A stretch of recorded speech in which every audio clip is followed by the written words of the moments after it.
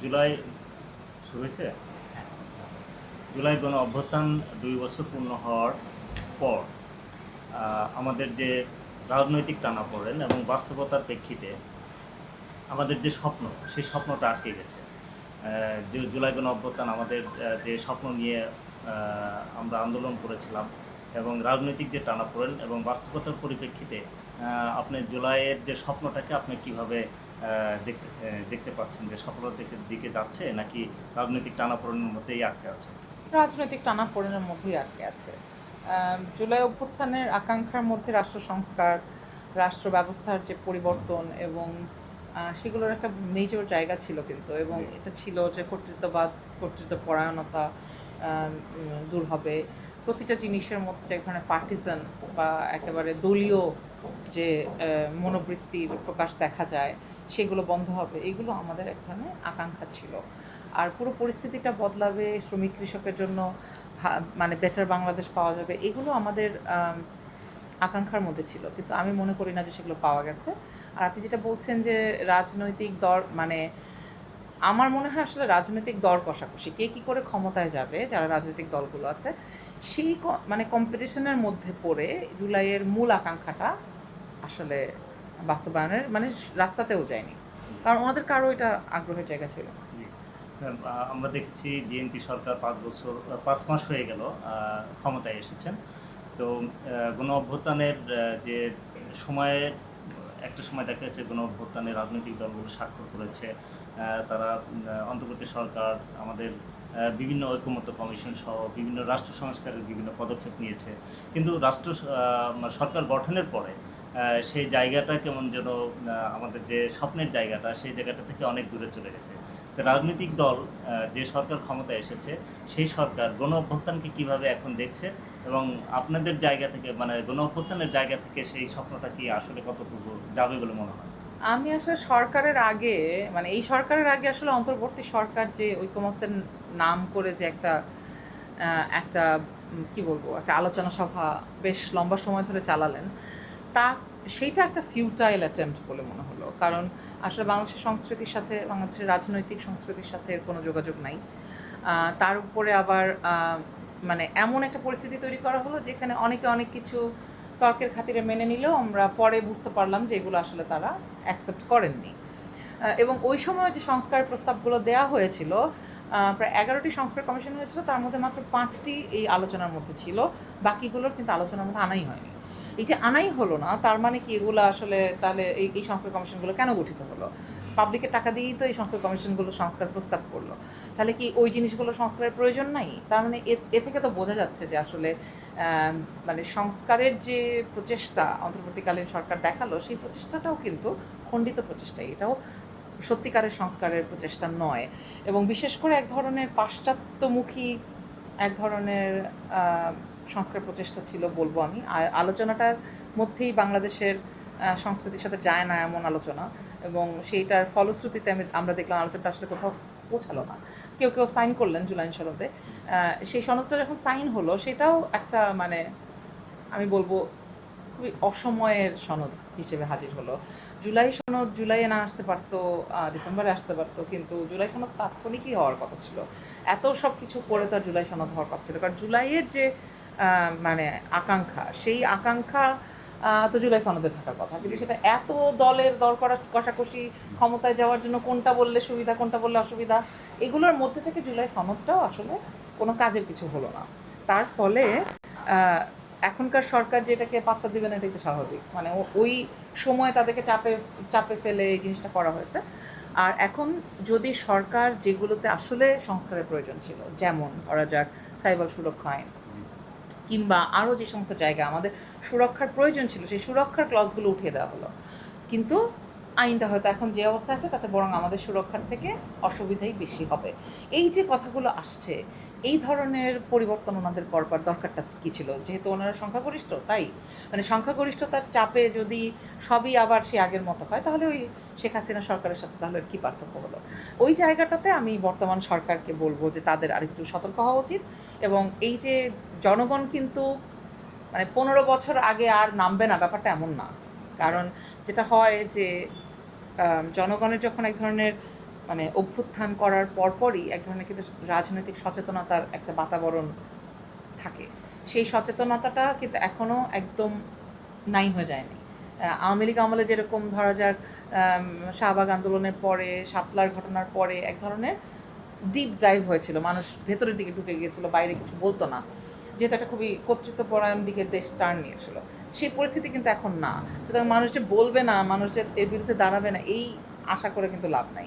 সুতরাং তাদেরও সতর্ক থাকা উচিত। ক্ষমতার দম্ভকে বাংলাদেশের মানুষ কখনো ভালোভাবে নেয় না। ম্যাম, আরেকটা দেখা গেছে যে জুলাই গণ অভ্যুত্থান আমরা দেখছি অনেক নারী, বিশেষ করে বিশ্ববিদ্যালয়ের অনেক মেয়েরা এগিয়ে এসেছিল। তাদের সেই নেতৃত্ব আর পরে দেখা যায়নি, বা এখনও আমরা দেখছি যে তাদেরকে সেভাবে মূল্যায়ন করা হয়নি, বা তারা এখন আর সেই সম্যকভাবে নেই, অনেক আগেই তারা পিছিয়ে গেছে। তো একজন নারী হিসেবে আপনি নারীর নেতৃত্ব কতটুকু দরকার ছিল এবং তারা কেন পিছিয়ে গেল? নারী নেতৃত্ব খুবই দরকার ছিল এবং এটা ইনস্টিটিউশনালাইজ করবার এটাই একটা চরম সুযোগ ছিল, যেটা সম্পূর্ণরূপে মিসম্যানেজ হয়েছে অন্তর্বর্তী সরকারের হাতে।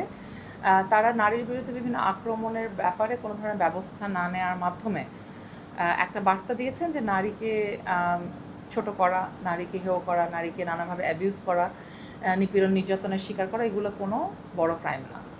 এই যে বার্তাটা তারা বাংলাদেশের জনগণকে দিয়েছেন, এটার সুদূর প্রসারী খারাপ ফলাফল হবে। যেই ফলাফল শুধু যে আপনি নারীকে রাজনীতিতে আসতে দেখবেন না তাই না, আরও বহু জায়গায় এটার প্রভাব পড়বে এবং পড়ছে অলরেডি। এবং নারীর রাজনৈতিক অংশগ্রহণ এবং বিশেষ করে লিডারশিপ বা নেতৃত্বে যাওয়ার ক্ষেত্রে অনেকগুলো ব্যারিয়ার আছে। যে ব্যারিয়ারগুলোর মধ্যে দুটো সাউথ এশিয়াতে কমন। একটা হচ্ছে আমাদের কালচারাল যে ভ্যালুসগুলো আছে, যে মূল্যবোধগুলো আছে, সাংস্কৃতিকভাবে মনে করা হয় যে রাজনীতি একটা পুরুষদের ব্যাপার, পুরুষদের কাজ, এখানে নারীদের জায়গা নাই, নারীদের জায়গা ঘরে, এটা একটা কালচারাল কনস্ট্রাক্ট। আর দ্বিতীয় যেই জায়গাটা আমরা দেখি সেটা হচ্ছে যে নারীরা যে রাজনীতিতে আসবে তার জন্য কিছু ইনস্টিটিউশনাল মেকানিজম কাজ করার কথা বা দরকার, সেই ইনস্টিটিউশনাল মেকানিজমটা আমরা কখনো তৈরি করি নাই। তার মধ্যে একটা ধরেন সাউথ এশিয়া ওয়াইডি ইলেকশনগুলো is very much about muscle and money. এটা কিন্তু বিভিন্ন স্কলারের লেখায় আপনি পাবেন। মাসল আর মানি, মাসল মানে হচ্ছে আপনাকে ভায়োলেন্স করতে হবে, যেটা মেয়েরা পারে না, মানে তাদেরকে কখনো সামাজিকীকরণ করাই হয় না এভাবে। তাদেরকে বলাই হয় যে এটা তোমরা করবে না, এটা তোমাদের কাজ না। পুরুষদের পুরুষত্ব প্রমাণের একটা উপায় হচ্ছে ভায়োলেন্স করা। সুতরাং ওই অর্থে তারা এগিয়ে থাকে। আর দ্বিতীয় এবং সবচেয়ে গুরুত্বপূর্ণ সেটা হচ্ছে মানি। এবং আপনি দেখেন ইনহেরিটেন্স ল বলেন, যে কোনোভাবেই বলেন, নারীর নিজের আয়ের উপরে নারীর কন্ট্রোল নাই, ইনহেরিটেন্স তো তার নাই। সুতরাং নানাভাবে সম্পদগত দিক থেকে নারী কিন্তু পিছিয়ে থাকে, যেখানে পুরুষ অনেক এগিয়ে থাকে। সুতরাং একটা ইলেকশন যেটি is all about money and muscle, দুই জায়গায় নারীর ইনস্টিটিউশনাল কোনো ব্যাকআপ নাই। এবং এই জায়গাতে অন্তর্বর্তী সরকারের পক্ষেই সম্ভব ছিল, যেটা কোনো রাজনৈতিক সরকার হয়তো করবে না, তার ভোট কমে যাবে ইত্যাদি এইসব ভাবনা থেকে। অন্তর্বর্তী সরকারের তো ভোট কমার ব্যাপার ছিল না, অন্তর্বর্তী সরকারের ক্ষেত্রে এই কাজটা করে যাওয়ার সুযোগ ছিল, যেটা তারা হারিয়েছেন। প্লাস তারা প্রতিষ্ঠা করেছেন যে নারী যদি কথা বলে তাহলে কিভাবে তাকে থামাতে হবে। সাইবার বুলিং এই লেভেলে তাদের সময় পৌঁছে গিয়েছিল যে যেই নারীরা আওয়ামী লীগের শোষণ নির্যাতন গুলির ভয় না করে রাস্তায় নেমে আসছে, সেই নারীরা মানে সাইবার বুলিং দিয়ে যে বিধ্বস্ত হয়ে গেছে তারা মানসিকভাবে, যেভাবে তারা সামাজিকভাবে বিধ্বস্ত হয়েছে, এর প্রভাবে তারা কিন্তু আর আসতে চাচ্ছে না। আমি রিসেন্টলি ওই সরকারের পক্ষেই একটা সার্ভে করেছিলাম, এবং সেই সার্ভেতে নারীরা কথা বলতেই রাজি ছিলেন না, কারণ তারা তাদের পরিচয় প্রকাশ হওয়াকে ভয় পান। কারণ পরিচয় প্রকাশ হলেই নানাভাবে সাইবার বুলিংয়ের শিকার হতে হয়। আচ্ছা, এটা ঠিক কথা বলেছেন, যার কারণে তারা পিছিয়ে পড়েছে। এবং আরেকটা হচ্ছে যে আমাদের জুলাই গণ অভ্যুত্থান দেশের মানুষের একটা বড় সুযোগ ছিল রাষ্ট্র সংস্কারের বা নতুন করে কোনো কিছু তৈরি করার। সেই জায়গাটা কি আমরা হারিয়ে ফেললাম? আপনার কি মনে হয়? আমি মনে করি যে বেশিরভাগটাই হারিয়ে গেছে, বেশিরভাগ সুযোগই আমরা নষ্ট করেছি ক্ষমতায় যাওয়ার প্রতিযোগিতার কারণে। রাজনৈতিক দলগুলোকে এবং অন্তর্বর্তী সরকারকে আমি এটার জন্য দায়ী করব। ধরেন সিম্পলি আমি যদি নারীর ক্ষমতায়নের প্রসঙ্গটা টেনেই বলি, যে এক ধরনের দাবি তো ছিল, এমনকি নারী বিষয়ক সংস্কার কমিশনের প্রস্তাবও ছিল 60% নারীকে দেওয়ার, সেখানে 30%ও তো আলোচনাতেই আসে না। আলোচনাতে এসেছে 15%, সেখান থেকে কমতে কমতে 5%, কিন্তু নির্বাচনে 5%ও কোনো দল দেয় নাই। তার মানে পরিষ্কার বোঝা গেছে যে আমাদের যে একটা উইন্ডো তৈরি হয়েছিল, যে উইন্ডোতে আমরা সংস্কারটা করতে পারতাম, সেই উইন্ডোটা কিন্তু বন্ধ হয়ে গেছে। ম্যাম, আরেকটা দেখছি আমরা এই জুলাই গণ অভ্যুত্থানটা শুধু ছাত্র আন্দোলন ছিল না, এটা বিভিন্ন সামাজিক শক্তির একটা আন্দোলন ছিল। সেই সামাজিক শক্তিগুলো কেন হারিয়ে গেল আপনার কাছে কি মনে হয়? সামাজিক শক্তির তো আসলে কাজকর্ম থাকে। হ্যাঁ,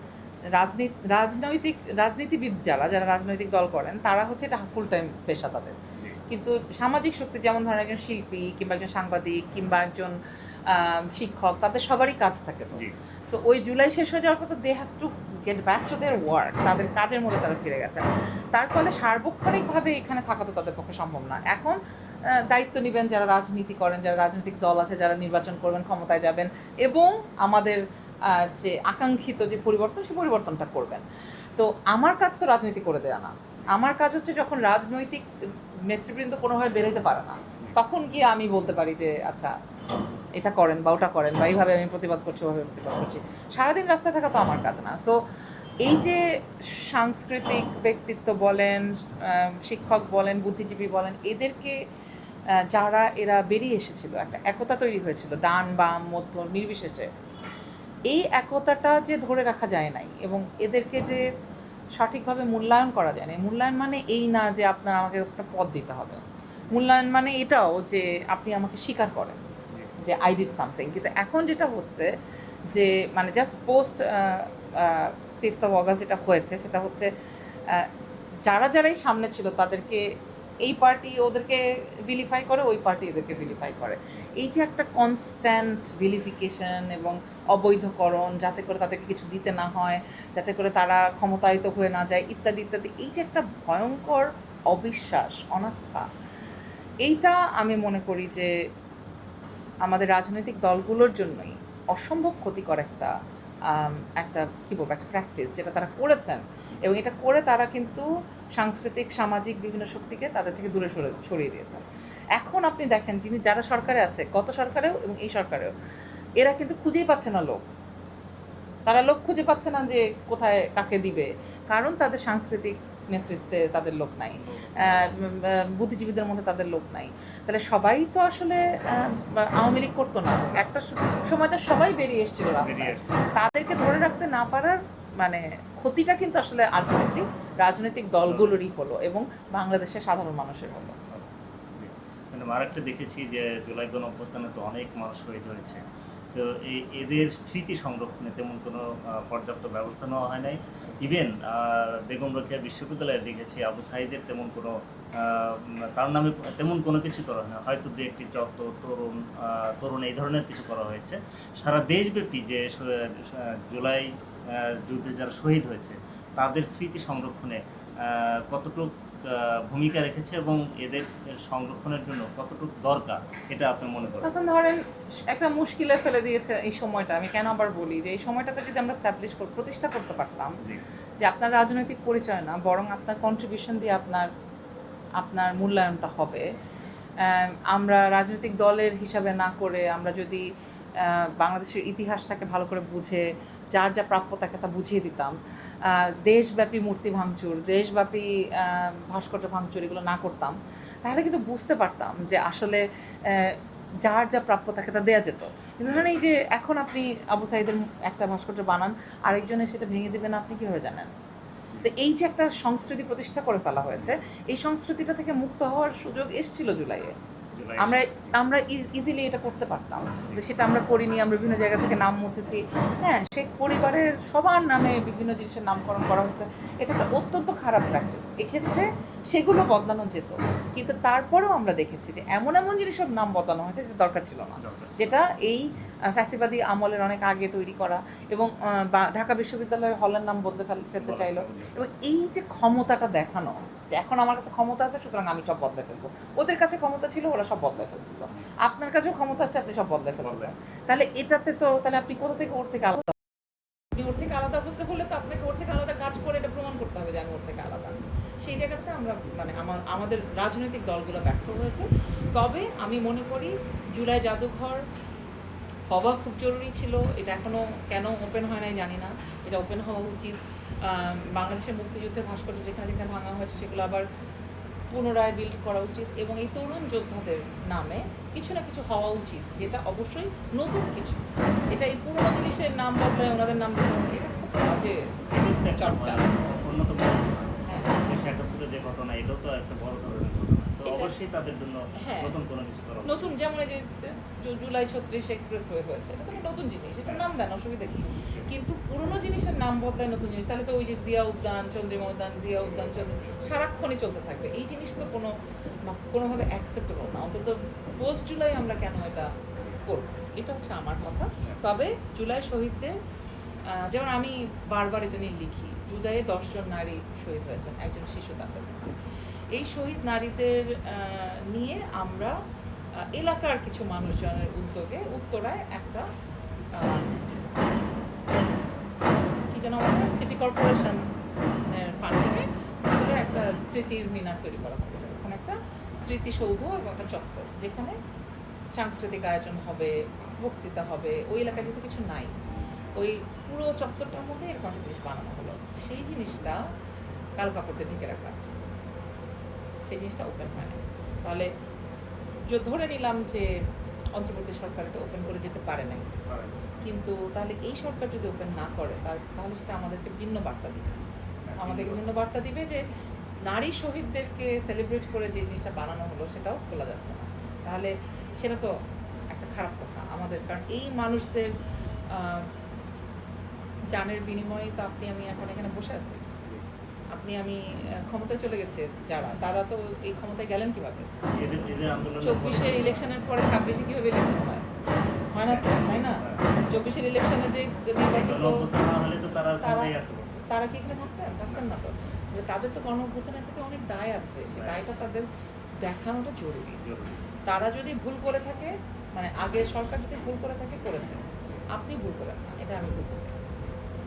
সর্বশেষ একটা হচ্ছে জুলাই আন্দোলনের যে চেতনা, সেটা আমরা কেন ধারণ করতে পারছি না, বা এটাকে ধারণ করা উচিত কিনা?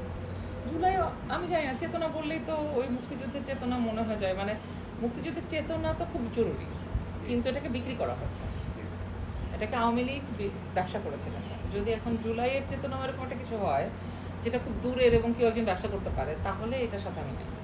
কিন্তু আমার কথা হচ্ছে জুলাই আমরা দেশটাকে বদলাবো বলে জুলাই আমরা রাস্তায় নেমেছিলাম। যদি এটা হয় তাহলে দেশের বদলটা দেখতে চাই। সেইটা কীভাবে হবে সেটা তো অবশ্যই ধারণ করতে হবে আমাদের পরের জেনারেশন, পরের প্রজন্মকে। মুক্তিযুদ্ধকে নিয়ে যেমন ব্যবসা করাটা আমরা ক্রিটিক করেছি, জুলাইকে নিয়ে ব্যবসা করাকেও ক্রিটিক করবো। কিন্তু তার মানে এই না যে জুলাই ভুল বা মুক্তিযুদ্ধ ভুল, কোনোটাই না। দুটাই আমাদের জাতির জীবনে খুবই জরুরি, বেশি জরুরি মুক্তিযুদ্ধের ঘটনা, কারণ সেটা আমাদের জাতির অভ্যুদয়ের প্রশ্ন। জাতির অভ্যুদয় না হলে তো বাদ বাকি কোনো কিছুই হতো না, কিন্তু জুলাই অনেক জরুরি। কিন্তু সেটার সে সময় আমরা যে পরিবর্তনটুকু চেয়েছিলাম, যেটা আমরা এর আগে করতে পারি নাই, সেই পরিবর্তনগুলোর দিকে এগিয়ে যাবে তরুণরা কোনো না কোনোভাবে। তারা হতাশ হবে না, এটাই আমি চাই।